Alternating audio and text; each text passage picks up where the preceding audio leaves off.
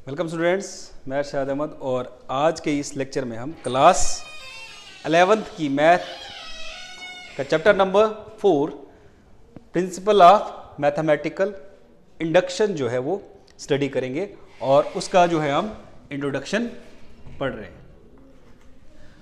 तो principle of mathematical induction क्या होता है?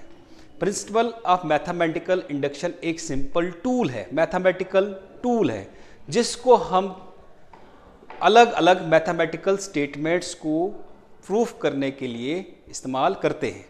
जैसे डिफरेंट टूल्स होते हैं, उनका अलग अलग यूज़ होता है, वैसे ही प्रिंसिपल ऑफ मैथमेटिकल इंडक्शन भी एक मैथमेटिकल टूल है। इसको हम डिफरेंट मैथमेटिकल स्टेटमेंट्स को प्रूफ करने के लिए इस्तेमाल करते हैं।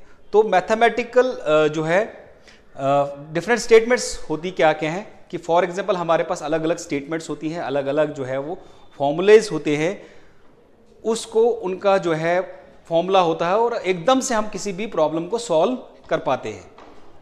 कोई भी प्रॉब्लम होगी हम उसको जो है फॉर्मूले से जो है कोई भी अलग अलग जो है फॉर एग्जांपल एरिया निकालना है या हमें जो है सम ऑफ n नंबर्स निकालना है या सब स्क्वायर ऑफ n नंबर्स का स्क्वायर जो है उनको ऐड अप करके उनको टोटल निकालना है कितना होगा, तो उसके लिए उन प्रॉब्लम्स को सॉल्व करने के लिए हमारे पास प्रिंसिपल ऑफ मैथमेटिकल इंडक्शन जो है वो यूज होता है।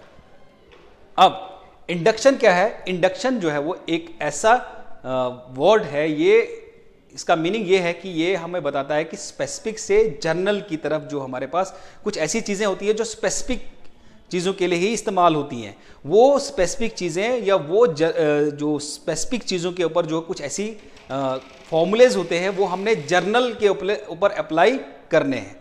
तो वैसे ही जो है वो ये टूल है। तो फॉर एग्जांपल हमारे पास एक स्टेटमेंट है, मैथमेटिकल स्टेटमेंट है, यहाँ पर 1 + 2 + 3 + 4 plus so on up to n equals to n plus 1 whole divided by 2 where n belongs to natural numbers। तो सम ऑफ n नेचुरल नंबर्स जो है वो फॉर्मूला है।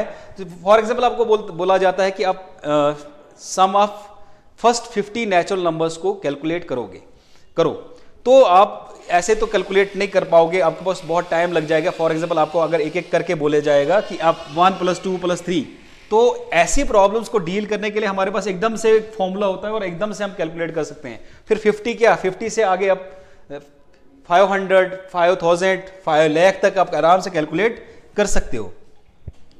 तो इन ऐसे ये फॉर्मूला है, तो इस फॉर्मूले को हमने जो है प्रूव करना है। क्या ये हर एक सिचुएशन में हर एक चीज के ऊपर जो है वो अप्लाई होता है, चाहे भी कोई भी नेचुरल नंबर हो उसके लिए अप्लाई होगा ये फॉर्मूला या नहीं?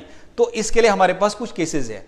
तो फॉर एग्जांपल हमारे पास जो है हम यहाँ पर इसमें सबसे पहले अगर हम चेक करेंगे तो हम ये फर्स्ट के लिए भी होना चाहिए, हर एक कंडीशन के लिए होना चाहिए। ऐसा नहीं कि ये एक ही के लिए हो, स्पेसिफिक के लिए हो या जनरली सब के लिए। अगर मैं यहाँ पर फॉर एग्जांपल n1 डाल देता हूँ, p प्रिंसिपल जो है ये स्टेटमेंट है, ये स्टेटमेंट लिखते हैं स्टेटमेंट में अगर मैं क्या डाल देता हूँ 1, n जो है वो 1 के बराबर डालता हूँ, तो जब n1 हो जाएगा n1 पे, तो देखते हैं कि तो इसका मतलब यहाँ पर क्या है कि इसमें लेफ्ट हैंड साइड और इस साइड राइट हैंड साइड दोनों जो है वो स्टेटमेंट इक्वल होनी चाहिए।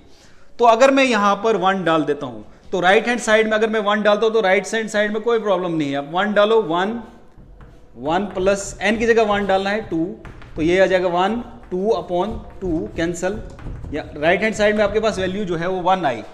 तो लेफ्ट हैंड साइड में हमारे पास हमने लिखना है सम ऑफ फर्स्ट टर्म। तो फर्स्ट टर्म का सम है, फर्स्ट टर्म यहां पर क्या है, सिर्फ 1 है, पहली टर्म जो है वो कितना है 1। तो लेफ्ट हैंड साइड और राइट हैंड साइड जो है वो इक्वल आ गई। इसी तरीके से फिर हम डालेंगे यहां पर n = 2। तो n जब हमने यहां पर 2 डाला, स्टेटमेंट में 2 डाला, तो इसका मतलब यह है कि सम ऑफ फर्स्ट टू टर्म्स, तो सम ऑफ फर्स्ट टू टर्म्स क्या होगा, 1 + 2 = 3। लेफ्ट हैंड साइड में आपको बस 3 आएगा। तो राइट हैंड साइड में क्या आता है, राइट हैंड साइड में जब आप n डालेंगे 2, तो n2 × 2 + 1 होल डिवाइड बाई 2, तो 2 × 3/2 2, कैंसिल करके ये भी 3 आता है। तो हम बोलेंगे कि जो है ये स्टेटमेंट जो है, ये मैथमेटिकल स्टेटमेंट जो है वो अगर हम n1 डालते हैं तो n1 पे क्या है, n1 पे ये मैथमेटिकल स्टेटमेंट जो है वो ट्रू है, क्योंकि लेफ्ट हैंड साइड किसके बराबर आ रही है, राइट हैंड साइड के बराबर। इसी तरीके से जब n हमने 2 डाला, n2 डालने पे क्या होगा कि p ऑफ 2 पे हमारे पास वैल्यू कितनी आई, 3। लेफ्ट हैंड साइड में भी 3 आया, राइट हैंड साइड में भी 3 आया, तो यहां पर भी जो है p ऑफ 3 पे जो है ये वैल्यू जो है वो क्या है, ट्रू है। अब इसी तरीके से अब जो है हम आगे वैल्यू देखते हैं, इसी तरीके से 3 पे होगा, 4 पे होगा, सो ऑन इसी तरीके से। तो फिर हम इसके बीच में एक और वैल्यू देखेंगे, वो है k। अब हम k पे चेक करेंगे, तो अगर हम पुट करते हैं, put n equals to k, ये सिर्फ इंट्रोडक्शन है, एक्सरसाइज जो है हम बाद में देखेंगे, तो पहले इंट्रोडक्शन में है यहां पर। तो अगर हम पुट करते हैं n इक्वल्स टू k, तो इसका मतलब है कि जो हमारे पास k टर्म तक है, sum of first k terms, sum of first k terms कितना होगा, तो वो किसके बराबर आएगा, k, n की जगह राइट हैंड साइड में आपको n की जगह k डालना है, n प्लस 1 अपॉन 2। इसी तरीके ये अब k के लिए हो गया, तो ये k के लिए भी, जब ये फर्स्ट के लिए, सेकंड के लिए, थर्ड, फोर्थ, इसी तरह ये k के लिए भी ट्रू होना चाहिए, तो k के लिए भी ये ट्रू होगा। अब इसी तरीके से हम क्या करेंगे, अब हम जो है नेक्स्ट यहां पर n की जगह k डालना था, तो ये वैल्यू आ जाएगी लेफ्ट हैंड साइड और राइट हैंड साइड जो है दोनों में यहां पर वैल्यूज बराबर आएंगी। तो इसके बाद हम अगला जो स्टेप करेंगे वो हम करेंगे कि हम k के अगली वाली टर्म्स को चेक करेंगे कि क्या वो उसके लिए भी ट्रू होता है या नहीं। तो उसके लिए चेक करेंगे, तो k के लिए जो तो वैल्यू हमारे पास क्या आई, k की सम, जो k का सम कितना होगा, k प्लस 1 डिवाइड बाई 2। तो अब थर्ड केस हम चेक करेंगे, थर्ड केस में क्या है कि हम अब k जो n की वैल्यू डालेंगे वो एक k से एक ऐड करेंगे, k प्लस 1। तो अब जो स्टेटमेंट हमारे पास आएगी वो k प्लस 1, तो k प्लस 1। अब इससे अगली स्टेटमेंट हमने देखना है k प्लस 1, तो k तक तो वैसे ही सेम रहेगा, 1 plus 2 plus 3 plus 4 up to k। तो अब एक टर्म और ऐड हो गई k प्लस 1 के लिए, तो हम ये चेक करेंगे क्या ये स्टेटमेंट k प्लस 1 के लिए भी ट्रू है। तो लेफ्ट हैंड साइड में हमारे पास ये वैल्यू आ जाएगी, इसी तरीके से राइट हैंड साइड में वैल्यू जो है आएगी वो कितना आएगा, k प्लस 1, और यहां पर आना चाहिए k plus 1 plus 1 whole divide by 2। तो कितना आना चाहिए ये वैल्यू राइट हैंड साइड में, k 1 और k प्लस 2 वैल्यू आना चाहिए होल डिवाइड बाई 2। तो ये वैल्यू आना चाहिए, लेफ्ट हैंड साइड में भी ऐसा ही होना चाहिए, यही वैल्यू सेम वैसे ही आनी चाहिए। तो हम चेक करेंगे, हम राइट हैंड साइड को ये लिख दिया हमने, अब लेफ्ट हैंड साइड को चेक करते हैं कि लेफ्ट हैंड साइड भी ऐसे ही आती है या नहीं। तो k की वैल्यू हमारे पास कितना था इससे पहले, अभी जब हमने निकाला पीछे, तो k की वैल्यू हमारे पास आए k plus 1 whole divide by 2, sum of k terms, k term की सम ऑफ k टर्म जो है यहां तक, यह है सम ऑफ kth टर्म, और एक और टर्म हमने इसमें ऐड की है k प्लस 1, तो k प्लस 1। उसके बाद यहां पर क्या करेंगे, अब क्रॉस मल्टीप्लाई होगा, तो ये हमारे पास जब इसको सॉल्व करेंगे आएगा k square plus k plus 1, और इसमें होल डिवाइड बाई 2 है, तो फिर क्रॉस मल्टीप्लाई करेंगे, तो ये हो जाएगा k square plus k 2 into k plus 1 whole divide by 2। तो फर्दर जब सॉल्व करेंगे ये कितना आएगा,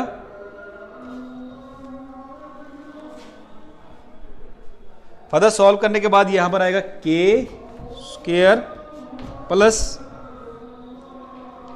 3k plus 1 whole divide by 2। अब यहां पर हम इसको क्या करेंगे, फैक्टराइज करेंगे, तो यहां पर फैक्टराइज करने के बाद क्या होगा, k square plus 3 2k plus 1 simply in the middle term करेंगे प्लस 1 डिवाइड बाई 2। तो फर्दर जब सॉल्व करेंगे, इसमें फर्दर सॉल्व करने के बाद हमारे पास जो वैल्यू आएगी इन दो टर्म्स में कॉमन निकालेंगे, इन दो टर्म्स में कॉमन जो है वैल्यू आएगी k, तो k प्लस 2, फिर इनमें कॉमन जो है वो 1 आएगा, सॉरी यहां पर जो है थोड़ा सा मिस्टेक हो गया है, यहां पर 2 आएगा, तो यहां पर भी 2। अब यहां पर कितना हो जाएगा, इनमें common 1, k plus 2 whole divide by 2। तो फर्दर जब सॉल्व करेंगे तो k प्लस 2 और k plus 1 whole divide by 2, तो ये हमारे पास वैल्यू आ जाएगी k प्लस 1 और k plus 2 whole divide by 2। तो ये जो है ये लेफ्ट हैंड साइड आ गई और ये राइट हैंड साइड। तो हम लिख सकते हैं फर्दर जो है जब हमारे पास जो है वो नंबर ऑफ टर्म्स, तो ये जो स्टेटमेंट है ये n इक्वल्स टू 1 पे भी ट्रू है, n इक्वल्स टू 2 पे भी ट्रू है, अगर n k के बराबर करते हैं तब भी जो है वो ट्रू है, और अगर हम लास्ट में n equals to k plus 1 डालते हैं तब भी जो है ये स्टेटमेंट जो है वो जनरली जो है ये सब वैल्यूज के लिए जो है वो ट्रू है। तो इस तरीके से हम जो है वो इस प्रिंसिपल ऑफ मैथमेटिकल इंडक्शन का जो है यूज करके हम किसी भी स्टेटमेंट को प्रूव कर सकते हैं।